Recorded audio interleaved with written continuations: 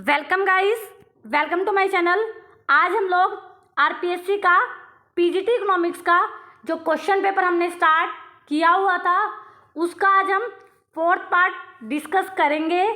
इसके अलावा अगर आप चैनल पर नए हैं तो आपको पता होना चाहिए हम बहुत लंबे टाइम से इकोनॉमिक्स के previous year question papers solve कर रहे हैं, चाहे वो आपका केवीएस का क्वेश्चन पेपर हो, एनबीएस का क्वेश्चन पेपर हो, एचटेट इकोनॉमिक्स का, यूजीसी नेट का, डिफरेंट सेट के क्वेश्चन पेपर्स हम बहुत लंबे टाइम से प्रीवियस ईयर क्वेश्चन पेपर्स को सॉल्व कर रहे हैं।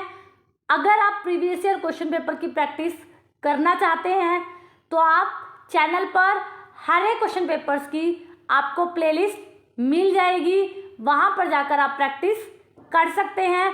इसके अलावा आप लोगों को पता है कि हरियाणा के अंदर एचटेट इकोनॉमिक्स का एग्ज़ाम नवंबर में होने वाला है और इसके जितने भी प्रीवियस ईयर क्वेश्चन पेपर हैं वो सारे आपको चैनल पर सॉल्व मिल जाएंगे। किसी भी एग्ज़ाम की तैयारी करने से पहले अगर आप उसके प्रीवियस ईयर क्वेश्चंस का पैटर्न देख लेते हैं तो आपको अंदाज़ा हो जाता है कि पेपर में कहाँ से किस टॉपिक से क्वेश्चन ज़्यादा पूछे जा रहे हैं। तो जैसे ही एचटेट का नोटिफिकेशन आता है हम उसको भी डिस्कस करेंगे, इम्पोर्टेंट टॉपिक्स को भी हम डिटेल में डिस्कस करेंगे। आज का हमारा जो पहला क्वेश्चन है इसमें देखिए क्या पूछा गया है। According to Milton Friedman, marginal propensity to consume of transitory income. यहाँ पर ये बोला गया है कि मिल्टन फ्रीडमैन ने जो क्या ट्रांसटरी इनकम के हिसाब से मार्जिनल प्रोपेंसिटी टू कंज्यूम क्या बोली है। आप लोगों को पता है कि मिल्टन फ्रीडमैन ने परमानेंट इनकम हाइपोथेसिस दी थी। उसके अंदर उन्होंने क्या बात की थी कि एक पर्सन का जो कंजप्शन होता है ना वो उसकी परमानेंट इनकम पर डिपेंड करता है, ट्रांसटरी इनकम पर उसका कंजप्शन डिपेंड नहीं करता। ये उसकी मान्यताओं के अंदर हमने डिस्कस किया हुआ है। अब देखिए क्वेश्चन में यही बोला है कि मिल्टन फ्रीडमैन के अनुसार अस्थायी आय अगर है तो सीमांत उपभोग प्रवृत्ति क्या रहेगी। तो सीमांत उपभोग प्रवृत्ति 0 रहेगी, क्योंकि उसने बोला था कि हमारा कंजप्शन स्थायी आय पर निर्भर करता है ना कि ट्रांसटरी इनकम पर। तो इसीलिए इस क्वेश्चन का राइट आंसर 0 हो जाएगा। अगला क्वेश्चन देखिए, अगले क्वेश्चन में क्या बोला है। Which of the following is not a cause of cost push inflation. यहाँ क्वेश्चन में ये पूछा गया है कि इनमें से क्या एक कारण नहीं है लागत प्रेरित स्फीति का। ठीक है, फर्स्ट है इंक्रीज इन वेज। अब आप देखिए किसी भी प्रोड्यूसर का अगर उसको ज़्यादा वेज रेट देनी पड़ जाती है तो इससे क्या होती है, उसकी कॉस्ट बढ़ जाती है। तो कॉस्ट बढ़ती है तो वो क्या कर पाता है, सप्लाई कम कर पाता है, तो जिसकी वजह से कॉस्टफुल इन्फ्लेशन होता है कि नहीं होता, लागतें बढ़ती हैं और जिसकी वजह से लागत प्रेरित मुद्रास्फीति बढ़ती है।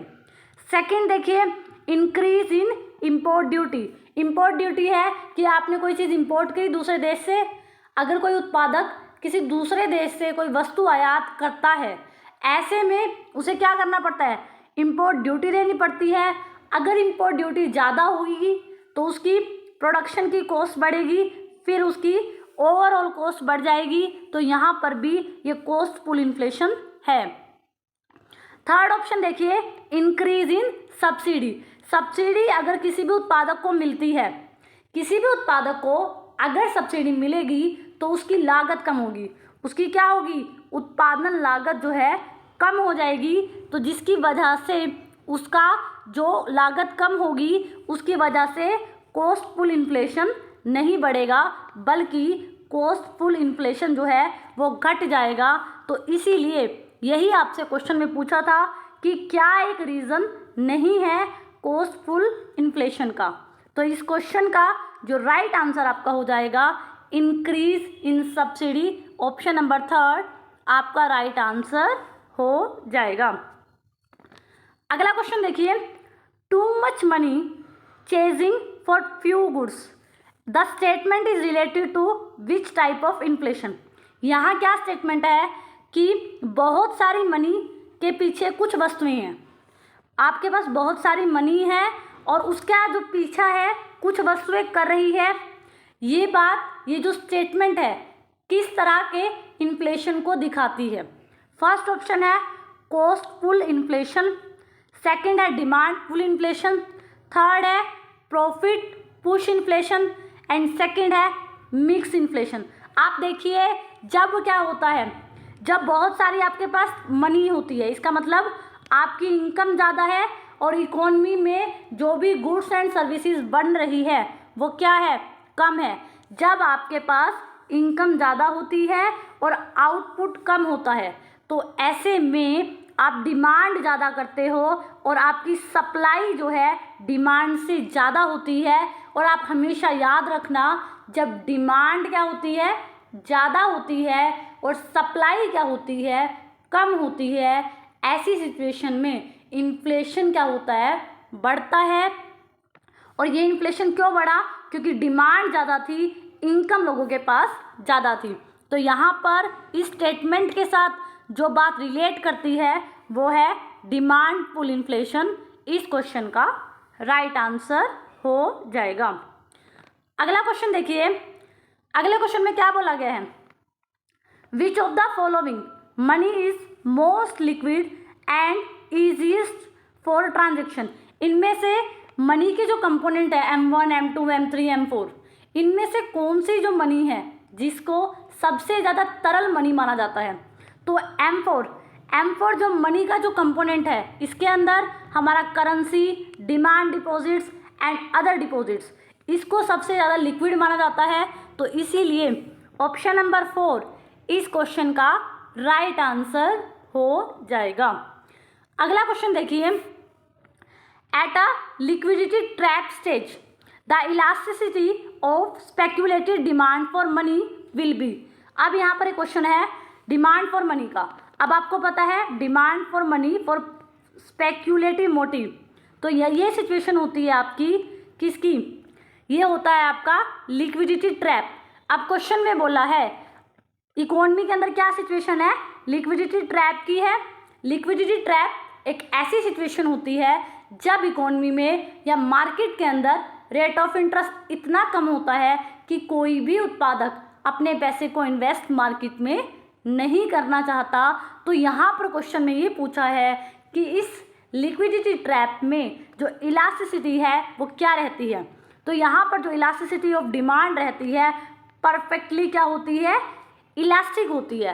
अब आप देखिए, परफेक्टली इलास्टिक किसी भी ऑप्शन में नहीं गिवन है, लेकिन यहाँ पर इनफाइनाइट इलास्टिक, तो इनफाइनाइट इलास्टिक का मतलब भी परफेक्टली इलास्टिक ही होता है।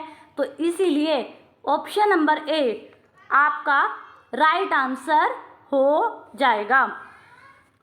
अगला क्वेश्चन देखिए, अगले क्वेश्चन में बोला गया है which of the following is not associated with acceleration theory. अब इनमें इकोनॉमिस्ट के नेम है। अब आपसे ये पूछा है कि इनमें से कौन सा जो इकोनॉमिस्ट है वो जो है एक्सेलरेशन थ्योरी से रिलेट नहीं करता। फर्स्ट ऑप्शन है एप्लिटियम, सेकंड है केंज, थर्ड है क्लार्क एंड फोर्थ है फिश। अब आप देखिए, अप्तोलियन जो है ये इन्होंने भी एक्सेलरेशन थ्योरी में सबसे पहले काम किया था। कब किया था? 1911 के अंदर। उसके बाद क्लार्क की अगर हम बात करें, क्लार्क ने एक्सेलरेशन थ्योरी में काम किया था। कब किया था? 1917 में। उसके बाद फिंच की बात करें तो इन्होंने 1933 में एक्सेलरेशन थ्योरी से रिलेटेड वर्क किया था। लेकिन जो केंज है इन्होंने मल्टीप्लायर का कॉन्सेप्ट में काम किया है। इनका एक्सेलरेशन की थ्योरी से कोई लेना देना नहीं है। तो इसीलिए इस क्वेश्चन का राइट आंसर आपका ऑप्शन नंबर सेकंड आपका राइट आंसर हो जाएगा। अगला क्वेश्चन देखिए, अगले क्वेश्चन में क्या है? अगला क्वेश्चन है what will be the effect on multiplier process if the marginal propensity to consume increase in develop economy. Question में बोला है कि अगर एमपीसी जो है डेवलप इकोनॉमी की बढ़ेगी तो इससे जो है मल्टीप्लायर पर, ठीक है, डेवलप इकोनॉमी में मल्टीप्लायर पर क्या इम्पैक्ट पड़ेगा। तो ये क्वेश्चन बहुत इजी क्वेश्चन है कि जब भी किसी इकोनॉमी की एमपीसी बढ़ती है और फिर मल्टीप्लायर से क्या इम्पैक्ट उस इकोनॉमी पर पड़ता है। तो आप लोगों को क्वेश्चन नंबर 60 का आंसर नीचे कमेंट सेक्शन में देना है विद रीजंस के साथ। तो अगला क्वेश्चन देखिए आप, अगला क्वेश्चन देखिए क्वेश्चन नंबर 61। क्वेश्चन नंबर 61 में क्या बोला गया है, excess of expected expenditure over the available supply of output is known as. अब ये क्वेश्चन बोला गया है कि आपके पास क्या है, एक्सपेक्टेड एक्सपेंडिचर ज़्यादा है, एक्सपेक्टेड एक्सपेंडिचर ज़्यादा है एक्सपेक्टेड आउटपुट से। अब आपने क्या देखा था, अभी जो हमने क्वेश्चन सॉल्व किया था, एक्सपेक्टेड एक्सपेंडिचर ज़्यादा होने का मतलब है आपके पास इनकम ज़्यादा है। इनकम ज़्यादा है किससे ज़्यादा है, जितना आप आउटपुट बना रहे हो उससे ज़्यादा है। जब लोगों के पास इनकम ज़्यादा होती है तो वो डिमांड ज़्यादा करेंगे। जब डिमांड ज़्यादा होती है एग्रीगेट सप्लाई से, तो इसका मतलब है कि इकोनॉमी के अंदर इन्फ्लेशन आएगा और कौन सा गैप आएगा, इन्फ्लेशनरी गैप आएगा।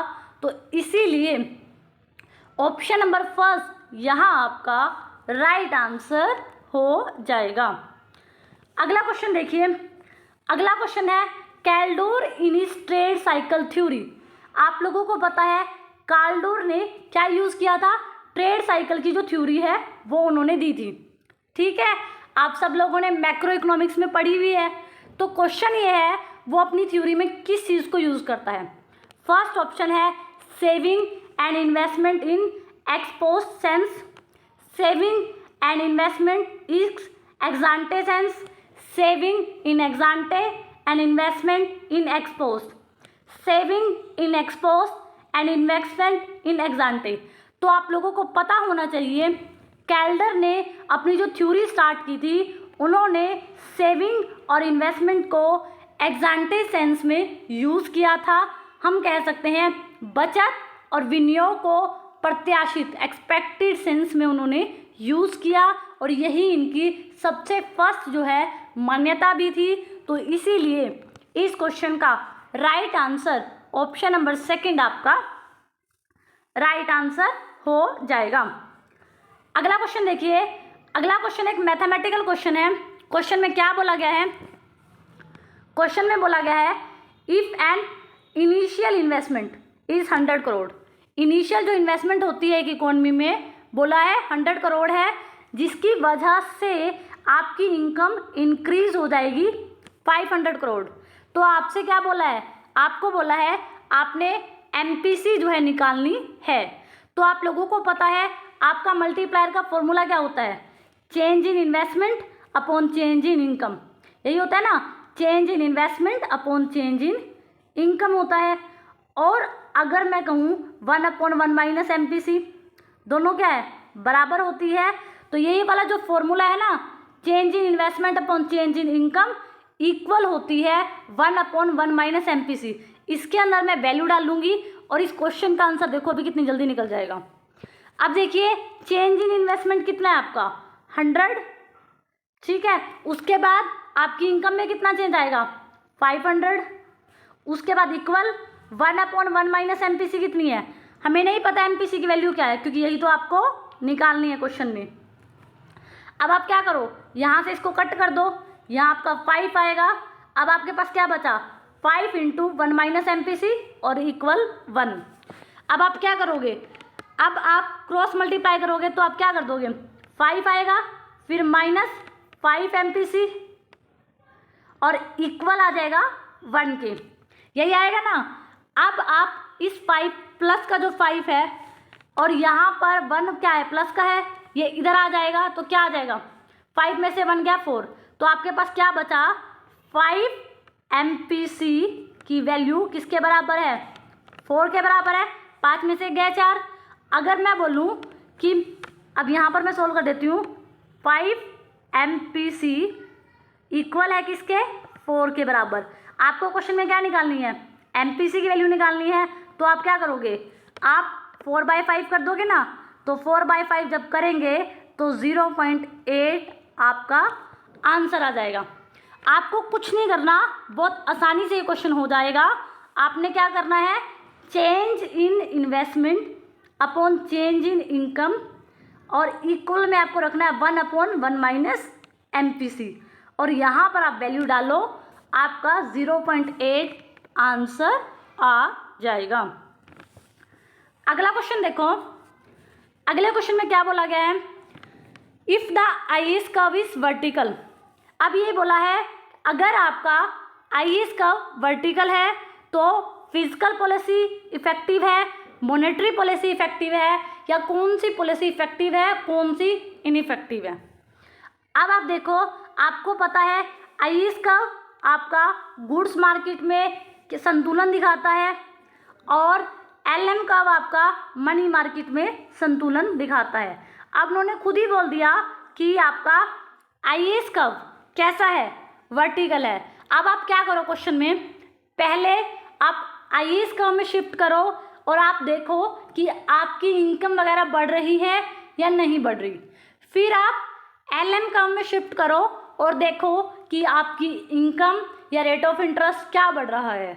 फिर आपको पता लग जाएगा ना कि मॉनेटरी पॉलिसी इफेक्टिव है या फिजिकल पॉलिसी, क्योंकि IAS का संबंध फिजिकल पॉलिसी से है और LM का संबंध मॉनेटरी पॉलिसी से है।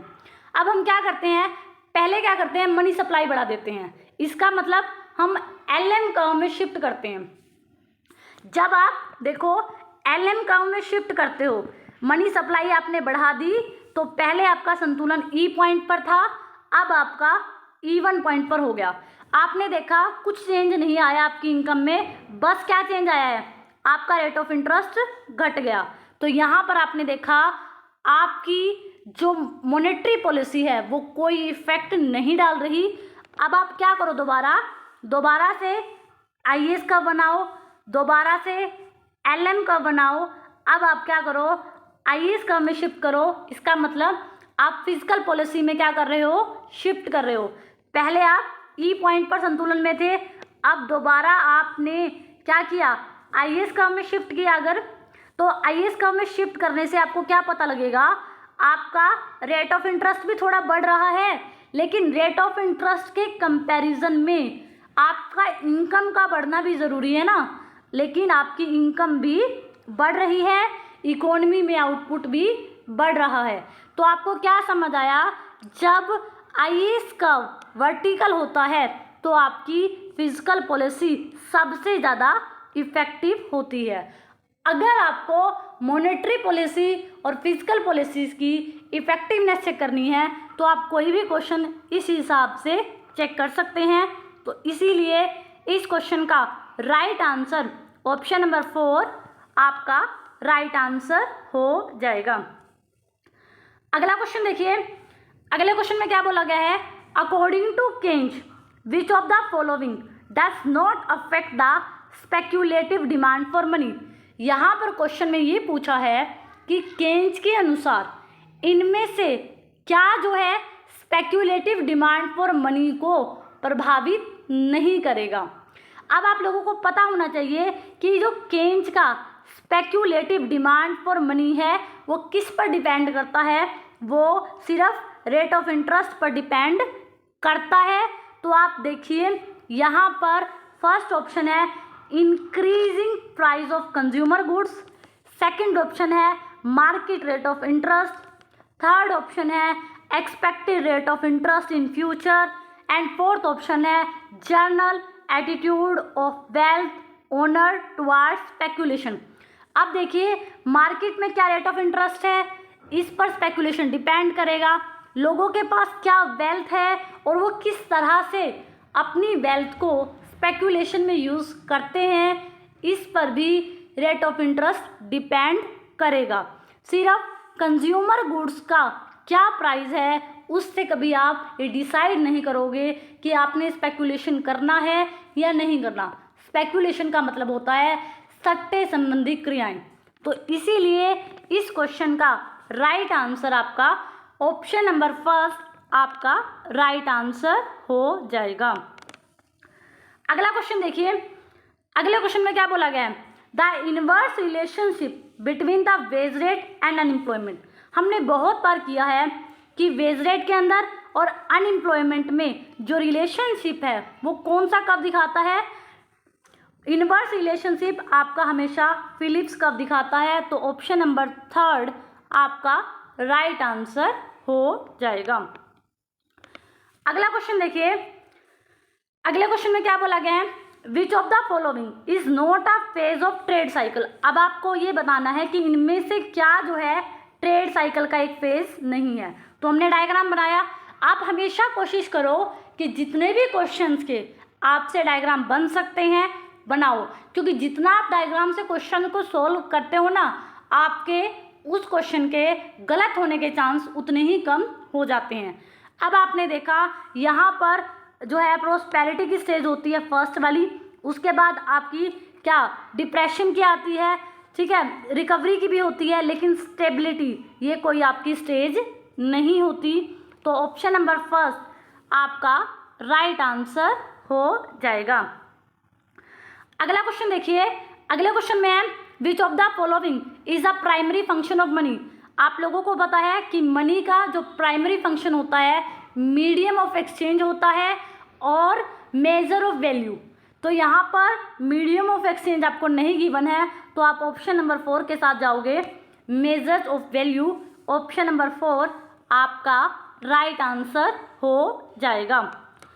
अगला क्वेश्चन देखिए, अगले क्वेश्चन में क्या बोला गया है, which of the following is not an objective of monetary policy. हम जो मॉनेटरी पॉलिसी यूज़ करते हैं उससे हम कौन सा ऑब्जेक्टिव अपना पूरा नहीं करते। फुल एम्प्लॉयमेंट लाना ये हमारा ऑब्जेक्टिव होता है, प्राइस में स्टेबिलिटी लेके आना ये भी हम चाहते हैं, हम अपने बैलेंस ऑफ पेमेंट में भी संतुलन लाना चाहते हैं मॉनेटरी पॉलिसी से, लेकिन कभी भी सिर्फ हम अपने बजट को बैलेंस बजट बनाना ये हमारा कोई ऑब्जेक्टिव नहीं होता। तो इसीलिए ऑप्शन नंबर 4 आपका राइट आंसर हो जाएगा। अगला क्वेश्चन देखिए, अगले क्वेश्चन में क्या बोला गया है, which of the following is a tool of monetary policy. इनमें से क्या मॉनेटरी पॉलिसी का एक टूल है, increase in GST, change in repo rate, change in minimum spot price, privatisation. आपको पता है मॉनेटरी पॉलिसी में बैंक रेट की बात करते हैं, रेपो रेट की बात करते हैं, रिवर्स रेपो रेट की बात करते हैं, लेकिन इसीलिए इस क्वेश्चन का राइट आंसर ऑप्शन नंबर 2 आपका राइट आंसर हो जाएगा। अगला क्वेश्चन देखिए, अगला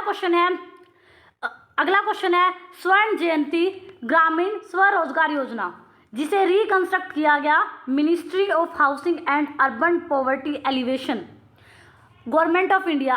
कहते हैं जो स्वर्ण जयंती स्वरोजगार योजना थी, जिसे हमारी हाउसिंग और अर्बन पॉवर्टी की जो मिनिस्ट्री थी उसने उसको रिकंस्ट्रक्ट किया।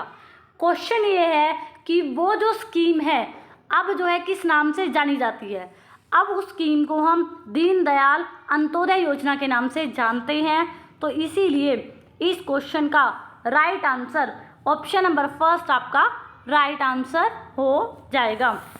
अगला क्वेश्चन देखिए, अगले क्वेश्चन में है according to the economic review of 2017-18 what is the average size of agriculture holding in Rajasthan. 2017-18 के हिसाब से अगर हम देखें तो एग्रीकल्चर की जो होल्डिंग है किसके अंदर, राजस्थान के अंदर, उसका एवरेज साइज हमसे क्वेश्चन में पूछा है। तो इस क्वेश्चन का जो राइट आंसर आपका रहेगा ऑप्शन नंबर 4 3.07 आपका राइट आंसर रहेगा। अगला क्वेश्चन देखिए, अगला क्वेश्चन है in which year in the year 2016 infant mortality rate in Rajasthan. 2016 के अंदर राजस्थान के अंदर इन्फेंट मोर्टेलिटी रेट होती है कि जो छोटे बच्चे होते हैं ना उनकी जन्म हुआ और उनकी डेथ हो जाती है, तो वो कितना था। तो वो जो 2016 के अंदर राजस्थान में था वो था 41,000 पर 1000। 1000 बच्चों के पीछे जो है 41 की क्या हो रही थी, डेथ हो रही थी। तो ऑप्शन नंबर 1 आपका राइट आंसर हो जाएगा। अगला क्वेश्चन देखिए, अगला क्वेश्चन है when did Rajasthan tourism unit policy 2007 replace. Rajasthan के अंदर क्या था, टूरिज्म यूनिट पॉलिसी जो है वो चलती थी पहले टूरिज्म को अट्रैक्ट करने के लिए। तो 2007 वाली जो पॉलिसी थी उसको कब रिप्लेस किया गया, तो इसको जो है ये जो रिप्लेसमेंट हुई इस पॉलिसी की ये हुई हमारी 2014 के अंदर। तो ऑप्शन नंबर 3 इसका राइट आंसर हो जाएगा। आज हमने 74 क्वेश्चंस को डिटेल में डिस्कस कर लिया है। एक जो क्वेश्चन मैंने आप लोगों के लिए छोड़ा है एमपीसी वाला, उस क्वेश्चन का मुझे उम्मीद है आप कमेंट सेक्शन में ज़रूर आंसर दोगे।